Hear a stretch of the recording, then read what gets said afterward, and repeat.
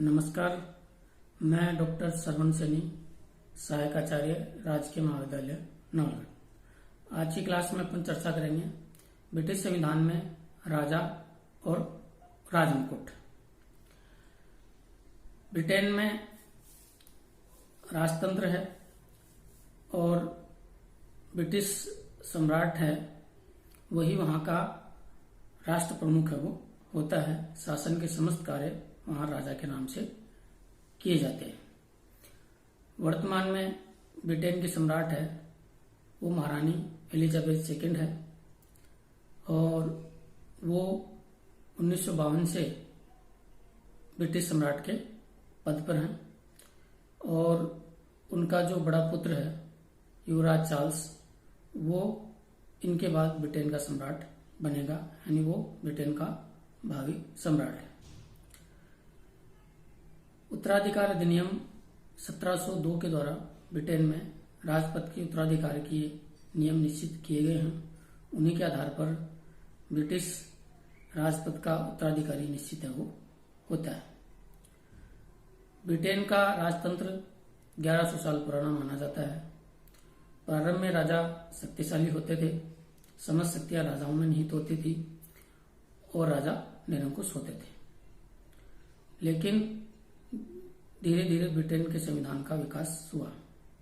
जैसा कि मैं पहले भी बता चुका हूं कि ब्रिटिश संविधान का निर्माण नहीं हुआ, बल्कि ब्रिटिश संविधान जो है वो क्रमिक विकास की प्रक्रिया का परिणाम। आज अपन जो ब्रिटेन का संविधान देख रहे हैं वो सदियों के विकास की प्रक्रिया का परिणाम है।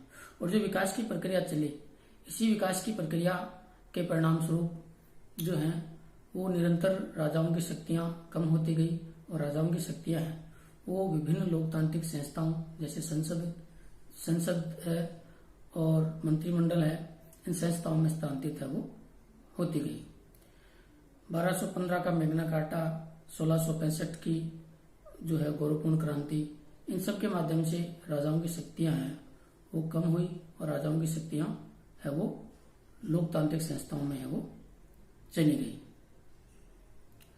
ब्रिटेन में संवैधानिक राजतंत्र है और इसका अर्थ यह है कि ब्रिटेन में राष्ट्र का प्रमुख राजा होगा, लेकिन शासन की शक्तियों का प्रयोग वास्तव में राजा नहीं बल्कि लोकतांत्रिक संस्थाएं वहां करती है। वहां संसदीय शासन प्रणाली है। संसदीय शासन प्रणाली में एक औपचारिक प्रमुख होता है, एक नाम मात्र का प्रमुख होता है। उस दृष्टि से ब्रिटेन का सम्राट ब्रिटेन में एक नाम मात्र का प्रमुख है और वह संसदीय शासन प्रणालियों के अनुरूप है। ब्रिटेन में सम्राट नाम का प्रमुख होता है, जैसा कि भी मैंने आपको बताया। शासन के समस्त कार्य राजा के नाम से होते हैं, लेकिन उन कार्यों को करने में उसकी कोई भूमिका नहीं होती। सम्राट शक्तियों की दृष्टि से शून्य है वो होता है। यद्यपि सम्राट शक्तियों की दृष्टि से शून्य होता है, लेकिन फिर भी सम्राट का संपूर्ण ब्रिटिश शासन प्रणाली में सम्मान होता है। सम्राट का पद जो है वो शानो शौकत का होता है, गौरव का पद है वो माना जाता है। ब्रिटेन की एकता का स्रोत है वो सम्राट को माना जाता है। सम्राट शाही महलों में, बंकिंगम पैलेस में शाही तरीके से रहता है। उसका अपना एक प्रोटोकॉल होता है और ब्रिटिश संसद जो है वो प्रतिवर्ष राज परिवार के सम्मान, प्रोटोकॉल और उसकी आजीविका के लिए करोड़ों रुपए का बजट है वो जारी करती है। ब्रिटेन की मुद्राओं पर सम्राट के चित्र होते हैं, डाक टिकटों पर सम्राट के चित्र होते हैं और ब्रिटेन का जो राष्ट्रगान है वो भी ब्रिटिश महारानी को ही समर्पित है। अब बात करते हैं कि चूंकि सम्राट के पास शक्तियां नहीं है, लेकिन फिर भी उसका पद जो है वो शान शौकत का है वो होता है, वैभव का पद है उसका होता है।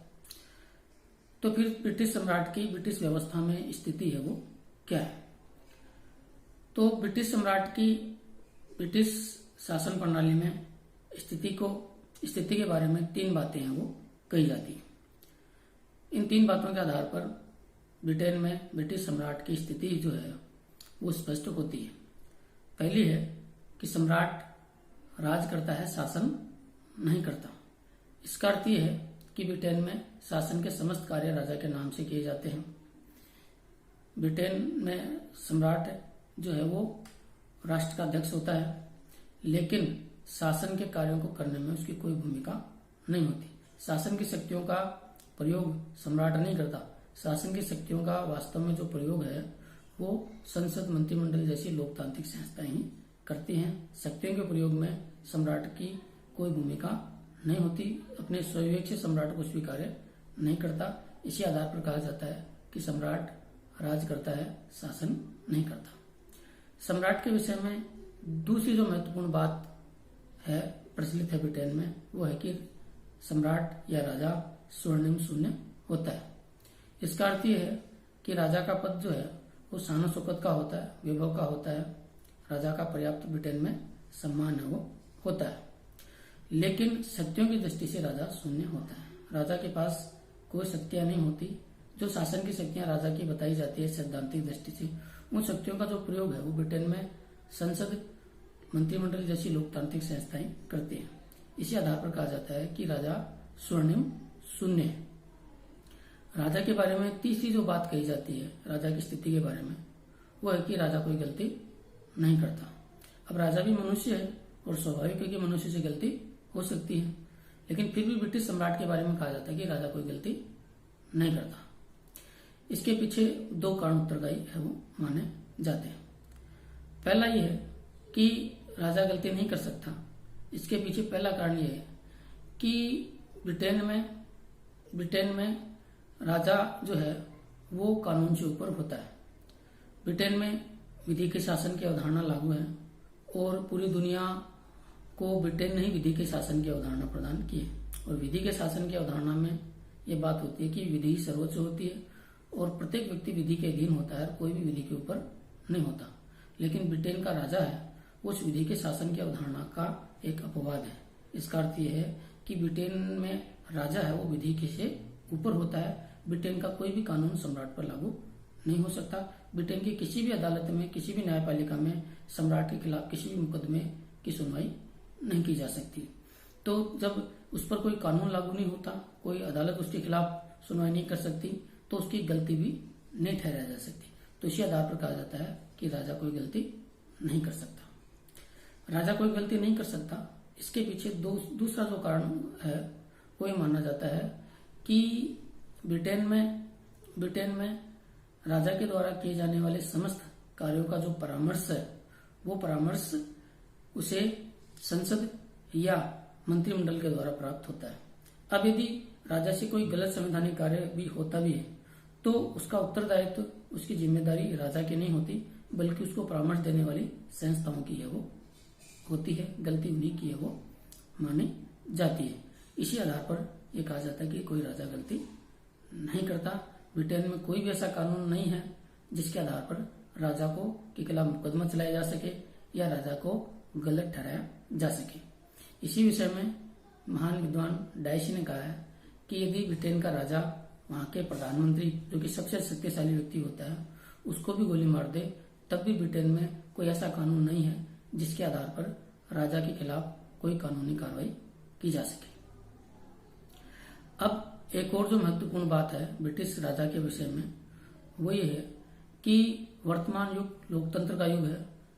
दुनिया में लगभग सभी देशों से राजतंत्र समाप्त हो गया, लोकतंत्र की स्थापना हो गई, लेकिन ब्रिटेन में राजतंत्र को समाप्त क्यों नहीं किया गया? यानी ब्रिटेन में आज भी राजतंत्र निरंतर क्यों है? ब्रिटेन में राजतंत्र को स्थायी रखने का औचित्य क्या है?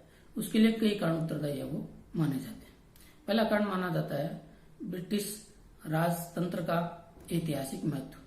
ब्रिटेन में 1100 साल से राजतंत्र रहा है और राजतंत्र वहां एक ऐतिहासिक महत्व की संस्था है वो बन गई है और इसका राजपथ का ऐतिहासिक महत्व होने के कारण वर्तमान में राजतंत्र को समाप्त नहीं किया जाता। और ये कहा जाता है कि ब्रिटिश नागरिक हैं वो राजतंत्र के अधीन रहने के आदी बन चुके हैं और वो कभी भी राजपद को समाप्त करना नहीं चाहते। राजपद की निरंतरता का दूसरा बड़ा जो कारण माना जाता है वो है ब्रिटिश नागरिकों का स्वभाव। ब्रिटिश नागरिक अपने स्वभाव से रूढ़िवादी होते हैं और रूढ़िवादी होते हैं इसलिए वो अपनी प्राचीन परंपराओं को, अपनी प्राचीन संस्थाओं को निरंतर आगे जारी रखना चाहते हैं। तो ये रूढ़िवादी स्वभाव जो है वो भी वहां राजपद की निरंतरता के लिए है वो उत्तरदायी है। राजपद की निरंतरता के लिए एक बड़ा जो कारण है वो है राजपद की उपयोगिता।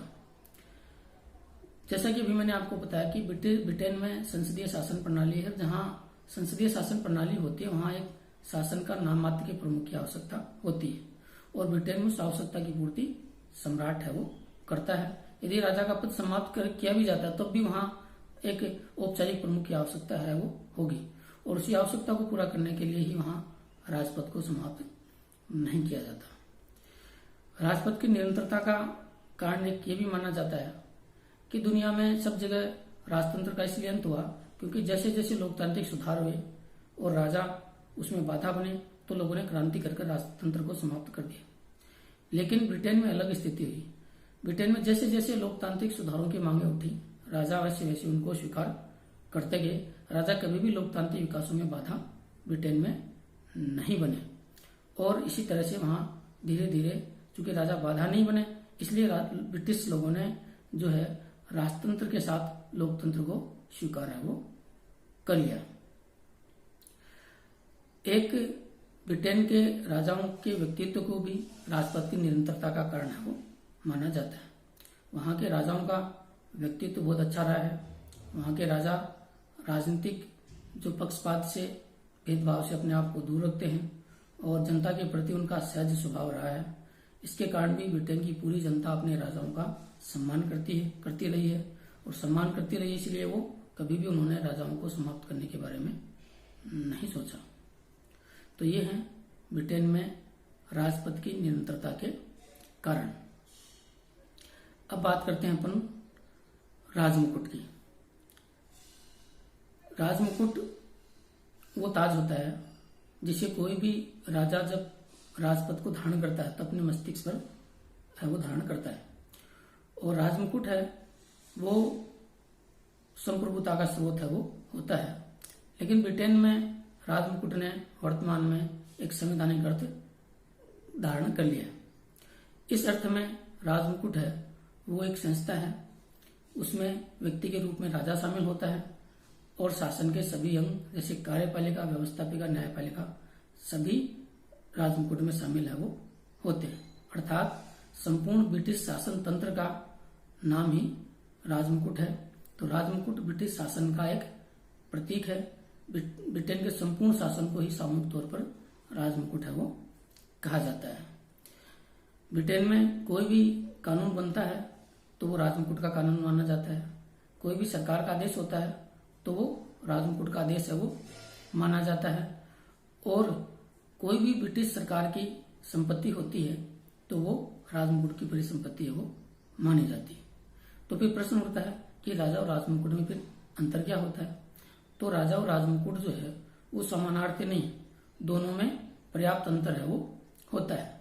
जैसे कि राजा है वो एक व्यक्ति है जबकि राजमुकुट है वो एक संस्था है और उसी संस्था का राजा केवल एक अंग मात्र है वो होता है।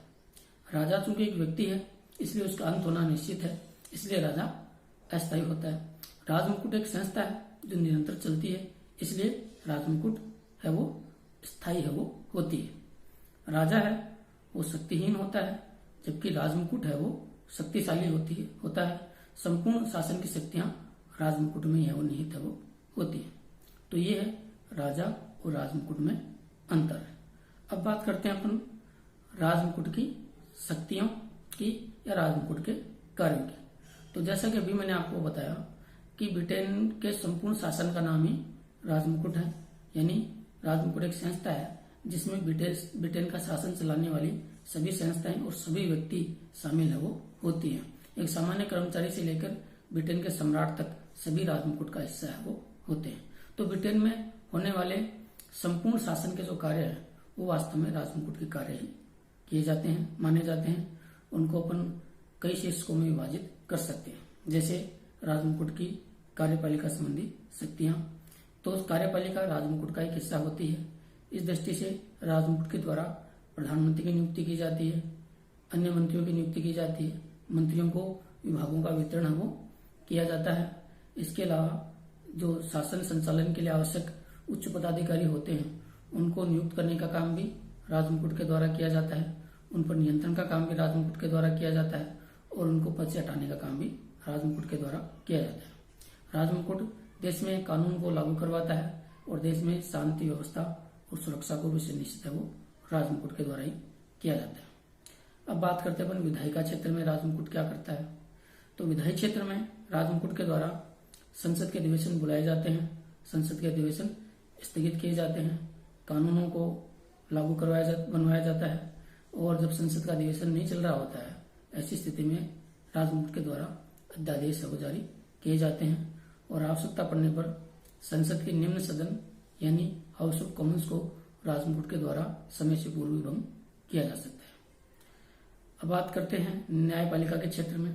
ब्रिटेन में राजमुकुट को ही जो है वो न्याय का स्रोत माना जाता है और ब्रिटेन के समस्त न्यायालय वो राजमुकुट के न्यायालय माने जाते हैं। न्यायालयों का संचालन राजमुकुट के द्वारा किया जाता है, न्यायाधीशों की नियुक्ति जो है वो राजमुकुट के द्वारा की जाती है और न्यायालय के द्वारा अपराधियों को कोई सजा दी जाती है तो उस सजा को माफ करने का यानी समाधान का अधिकार भी वहां राजमुकुट को है वो प्राप्त है। अगला जो कार्य राजमुकुट के द्वारा किया जाता है वो है धर्म के क्षेत्र में। ब्रिटेन के राजमुकुट के द्वारा धर्म के क्षेत्र में भी अनेक कार्य किए जाते हैं। ब्रिटेन में राजमुकुट को धर्म का रक्षक है वो माना जाता है। ब्रिटेन में स्थित विभिन्न चर्चों का प्रबंध भी राजमुकुट के द्वारा किया जाता है। पादरियों की नियुक्ति है वो राजमुकुट के द्वारा है वो होती है। चर्च ऑफ इंग्लैंड की जो राष्ट्रीय परिषद है उसके अधिवेशन भी राजमुकुट के द्वारा है वो बुलाए जाते हैं। इसके अलावा राजमुकुट के द्वारा उपाधियों का वितरण भी किया जाता है। वहां के नागरिक समाज और राष्ट्र के प्रति जो विशेष योगदान देते हैं उसके बदले में राजमुकुट के द्वारा जो है वो विभिन्न उपाधियों का वितरण किया जाता है। इसलिए वहां राजमुकुट को सम्मान का स्रोत भी कहा जाता है और राजमुकुट के द्वारा नागरिकों को उनकी सेवा या योगदान के अनुपात में विभिन्न प्रकार की उपाधियां समय समय पर राजमुकुट के द्वारा नागरिकों को प्रदान की जाती हैं। ये हैं राजमुकुट की शक्तियां या कार्य। धन्यवाद।